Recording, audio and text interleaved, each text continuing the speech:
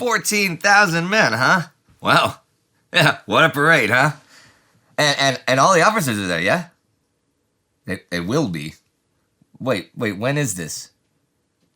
When they get to the city and liberate it? Oh, so this is just a planned parade. Well, are they close? No, wait a second. They just landed on the other side of the island last week. Yeah, that's very optimistic.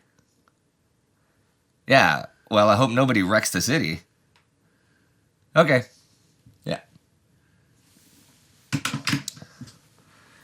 January 20th, 1945. The Wehrmacht entered Warsaw October 1st, 1939, after several weeks of siege and 140,000 Polish troops surrendering. It's certainly seen its share of excitement since then, like the Warsaw Uprising a few months ago, but it has been in German hands the whole time, for 1,936 days, until this week on the 17th, when the Soviets drive the Germans out of Warsaw.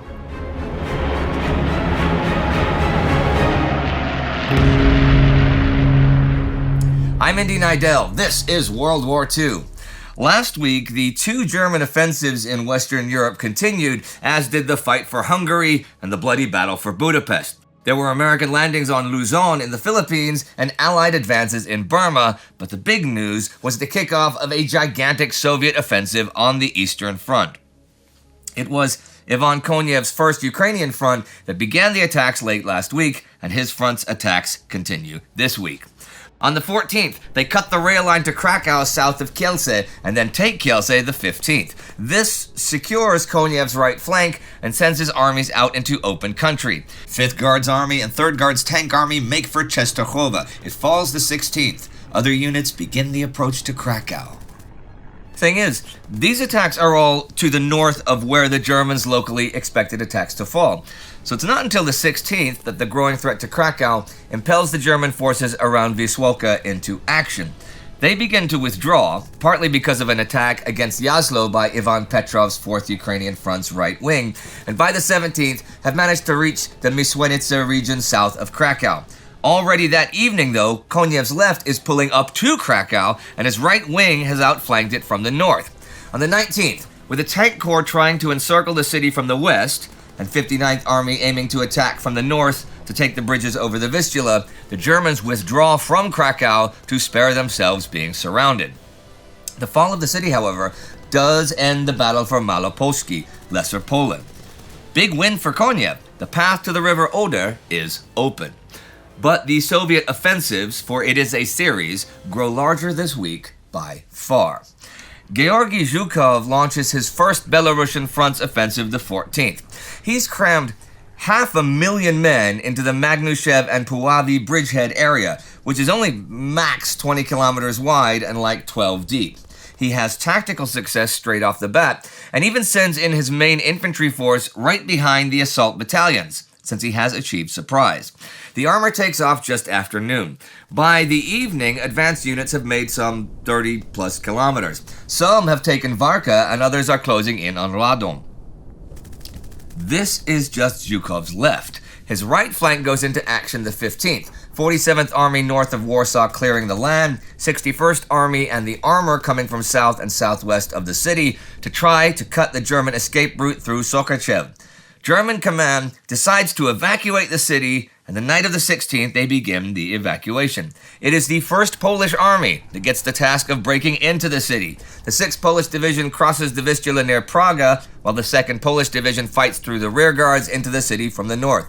By noon, January 17th, Warsaw is cleared of German forces.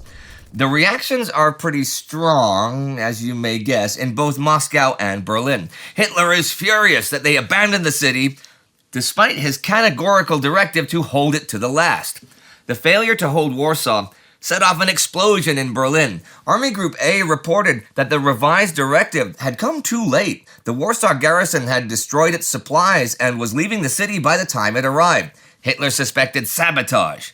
Not without reason. By his lights, the original OKH directive was hardly one which any officer acquainted with Hitler could have expected him to approve. And that is true. Just before Hitler arrives in Berlin, OKH issues a directive that gives Army Group A freedom to make its own decisions on the Vistula, and this includes withdrawing from Warsaw. So on the 18th, the furious Hitler sacks 3 senior officers in OKH operations, and he even removes Josef Harpe from command of Army Group A, replacing him with Ferdinand Schörner, who then replaces 9th Army Commander Smilo von Luttwitz with Theodor Busse.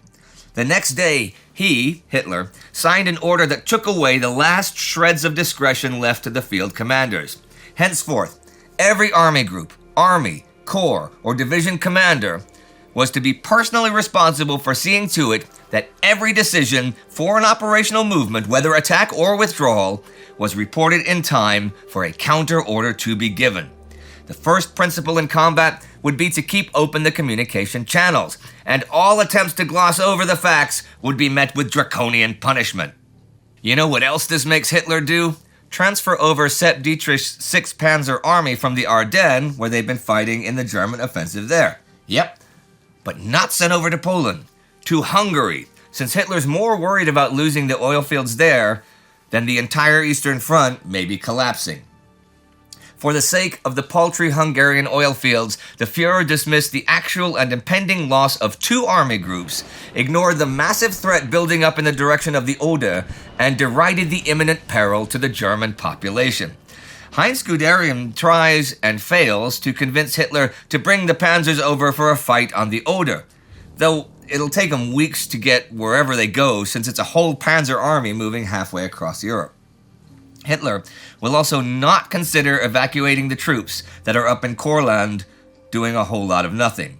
Joseph Stalin is a bit cooler than Hitler after Warsaw, just issuing new orders to Konev and Zhukov. Konev is to aim for Breslau and reach the Oder by the 30th latest. He is also to take Krakow, which I just said he does this week. And Zhukov's next main target is Poznan, and he is to take the Poznan-Bydgoszcz railway line by February 4th, latest.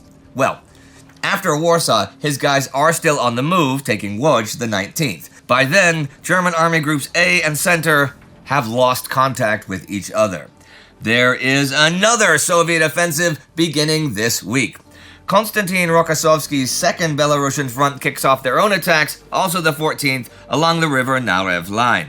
4 infantry armies and 1 tank army attacking on his left to the northwest, and on his right, 2 armies to attack Lomza, head through the Masurian Lakes, and then link up with Ivan Chernyakhovsky's 3rd Belarusian Front. The artillery barrage goes off at 10 a.m., with snow and fog limiting visibility to maybe 100 meters. Well, with no possible aerial support and limited armor in the fog, day 1 does not go well. On the 15th, things look worse, since a counterattack threatens to break through Soviet 3rd Army and into the flank and rear of the whole front. This turns out to be a bad thing for German Army Group Center, though, because since it seems they're doing well, Hitler sends the 2 panzer divisions of Panzerkorps Große Deutschland down to Army Group A. However, when the weather clears the 16th, things change heavily in favor of the Soviets. Siechenov falls, an important junction, and on the 17th, when 5th Guards Tank Army are thrown into the fray, they advance on Mława, and the center of the German front starts to crumble. To the west, Modlin falls, and suddenly, over just one day, Rokossovsky's forces break through 50 or 60 kilometers on a 100-kilometer front from Modlin to Ostroleka. Mława falls the 19th, and now he can lunge for the Vistula, right? Well, no. Today, the 20th, Stavka orders him to send a full 3 infantry armies and a tank army to attack north and northeast into East Prussia, aiming at the Vistula Lagoon. So how is he supposed to conduct his overall operations now, which include coordinating with Zhukov on his left? Now he's only got 2 armies for that, and the rest are supposed to surround the enemy in East Prussia. Well, at least for that, he'll have help, since there is yet another Soviet offensive going on. Ivan Chernyakhovsky's 3rd Belarusian Front's offensive into East Prussia that began at the end of last week. The main attacks initially are north of Pilkalen, though the Germans expect it to be south of Gombinen. On the 16th, the bulk of Chernyakhovsky's forces are let loose, and with the weather clearing and aerial support coming in, Lasdainen and Schillehainen fall soon enough. On the 19th, Pilkalen falls, as does Tilsit. By today, the Soviet columns are driving the roads towards Königsberg. Down in Budapest, the Soviet advance is still grinding forwards. After street fighting all day long the first half of the week, most of Pest is in Soviet hands by the 17th. The German defenses have been split in three, and bridges back over the Danube have been blown. So from the 18th, with nowhere to go, they begin to surrender. By today, all of Pest is in Soviet hands, though as a city it has kind of ceased to exist. Much of it is a total flaming ruin. 2nd Ukrainian Front Commander Rodion Malinovsky estimates German losses here at nearly 36,000 killed, 62,000 captured, and nearly 300 tanks destroyed or captured. But you know what? South of the city, on the morning of the 18th, German 4th SS Panzer Corps attacks, and their deception has been a success. They had made it look like they were being redeployed recently to points west, but instead redeployed to attack southwest of Székesfehérvár, as we saw last week. They make rapid progress, overwhelming Soviet 135th Rifle Corps and covering over 30 kilometers on day one. They continue to advance the next day, and by this morning, the 20th, there are German units on the Danube, and they have split Fyodor Tolbuchin's 3rd Ukrainian Front in two, as planned, and threatened a bunch of his forces with encirclement. Tolbuchin does not plan to pull back though, figuring that since the Axis can get to the Danube crossings first, his forces will be in greater danger if they do try to pull back. So it seems like the Germans may be able to relieve at least those German forces in Buda. Today, the 20th, Stavka issues orders for Malinovsky's front to take Buda by itself, and for Tolbuchin's front to defend the southern approaches. Malinovsky first sets his sights on Margit Island in the Danube, a preliminary move before hitting Buda itself in force. Malinovsky's right flank armies are still swinging around through Slovakia this week, though, taking Luchenets the 14th. To their right, Ivan Petrov's 4th Ukrainian front takes Kosice and Presov the 19th and 20th, and though many Germans escape all this down the Va River Valley, the German forces there are basically being wiped out. This is not really the case over in the Ardennes. The Germans have been withdrawing from the Bulge there, even as the Allied northern and southern pinchers slowly approach Ufalis. On the 14th, German commanders in the west, Walter Model and Gerd von Rundstedt, ask Hitler if they can pull back all the way to the Rhine. Hitler says no, the west wall must hold. On the 16th, U.S. 1st and 3rd Armies link up at Ufalis, though there is literally nothing left of the town. It has been blasted into smithereens. U.S. 3rd Army Commander George Patton apparently writes this little ode to the town. Little town of Ufalis, here you sit on bended knees. God bless your people and keep them safe, especially from the RAF. On the 17th, it is announced that the Battle of the Bulge is officially over. U.S. 1st Army is returned to Omar Bradley's army group from Bernard Montgomery's, but it isn't really over. Well, the Bulge is no longer a bulge, but the Germans still have Sanvit, for example, so the fighting in the area continues. Supreme Allied Commander Dwight Eisenhower's overall schedule has been pushed back by 6 weeks or so by the German Western offensives, but he is still following his general plan, i.e., destroy the enemy west of the Rhine on a broad front, and then advance into Germany in March, hopefully. Today, the 20th, he writes to the combined chiefs that Bernard Montgomery's future actions north of the Roer are the main thing, even though he thinks this will be the area best defended. He is warned that until new railway bridges can be set up over the Rhine, no more than 35 Allied divisions could be supplied north of the Roer. So he's also focusing on a second main axis of attack, Omar Bradley's army group from Mainz and Karlsruhe towards Frankfurt and Kassel.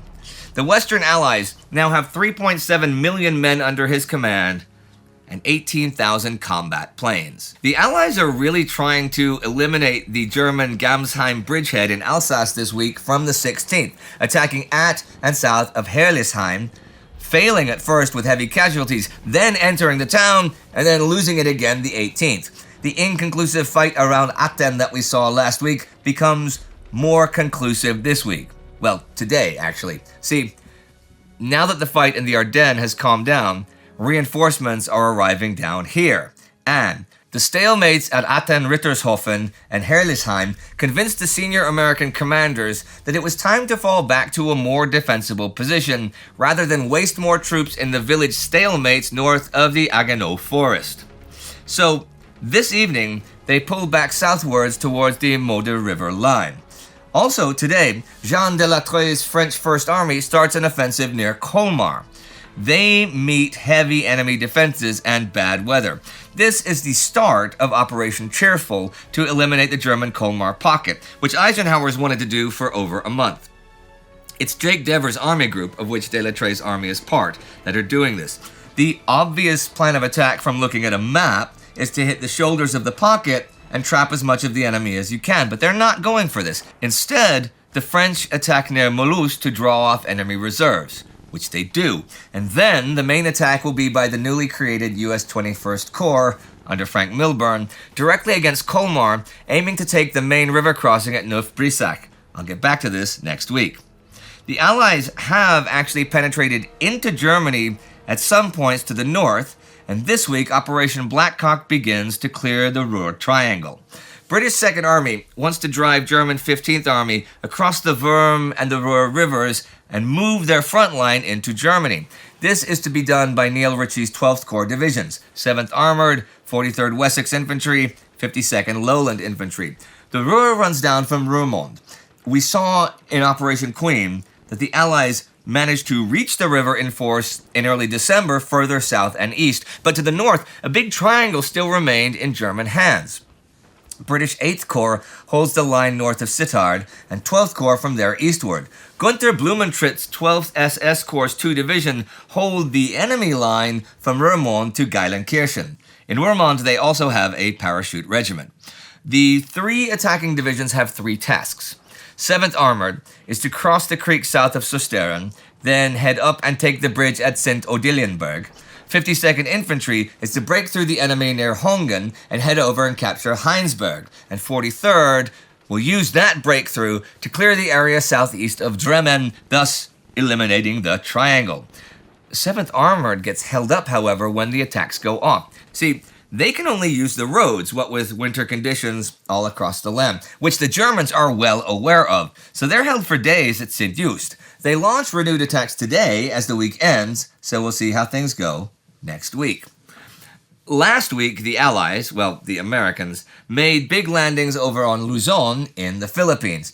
The landings were a success. Douglas MacArthur set up his command center near the beach at Dagupan, and his forces expanded their beachheads. And they have yet to encounter the enemy in heavy force as this week gets going.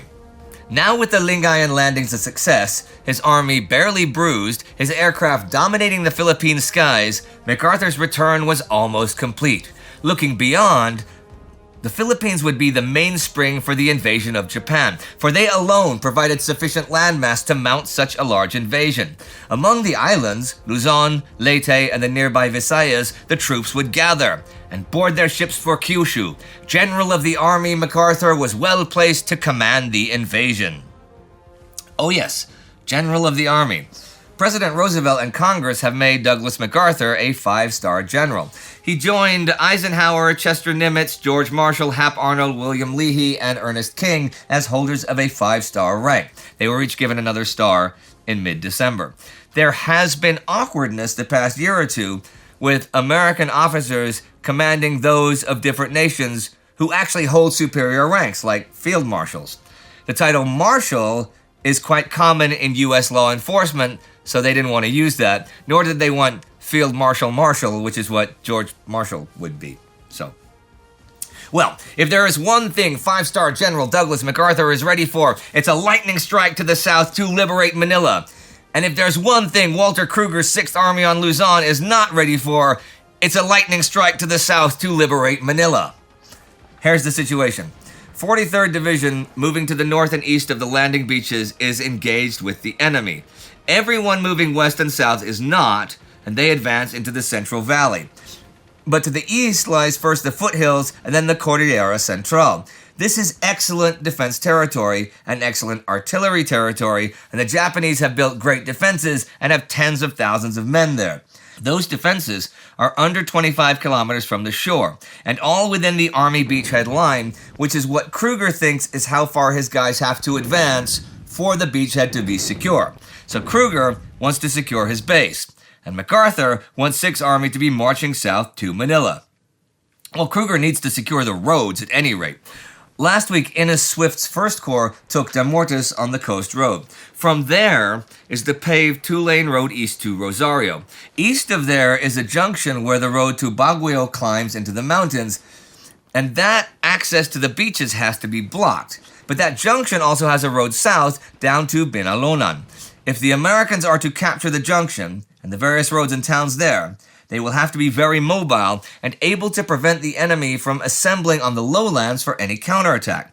This week, they are attacking towards Rosario, but also towards the north-south road section to Binalonan.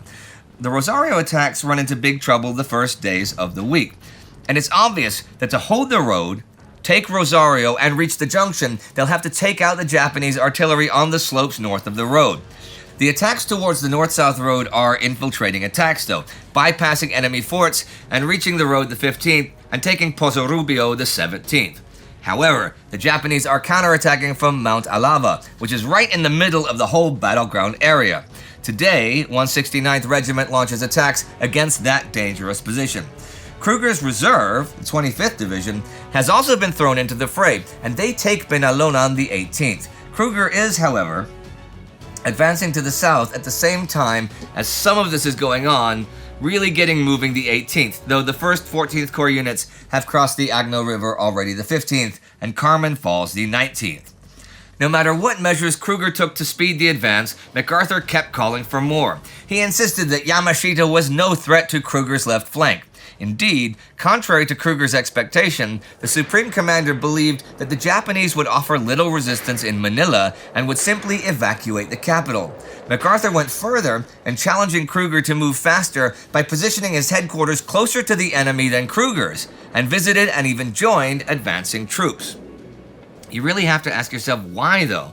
I mean, capturing the Clark airfield, sure, that's a good objective, as is rescuing POWs and getting a base for attacks against Japan. But, well, as Heinrich and Galicio write, recovery of Manila was his key to redemption for having deserted Bataan and its soldiers. Beyond that, he now also had the opportunity of coming forth with a major victory, a military triumph registering as such in the West and a larger war. He did not get such a victory by taking the jungles of New Guinea. That didn't do it. And now, with the Western Allies still stuck in the Ardennes in Western Europe, this would be even bigger and shinier, and liberating Manila lickety-split would see to it that he would be the only possible choice to lead the invasion of Japan. He's already planned the victory parade in Manila, with all the officers of 6th and 8th Army and 14,000 men on parade, with speeches by himself and Philippine President Sergio Osmeña, and broadcast coverage even in the States. He does, however, have to get to Manila first. And here are a few notes to end the week. On the 15th, British General Ronald Scobie accepts a request for a ceasefire from EAM, the Greek National Liberation Front. He does this in exchange for Ilas, the front's military arm, withdrawing from Patras and Thessaloniki and demobilizing in the Peloponnese.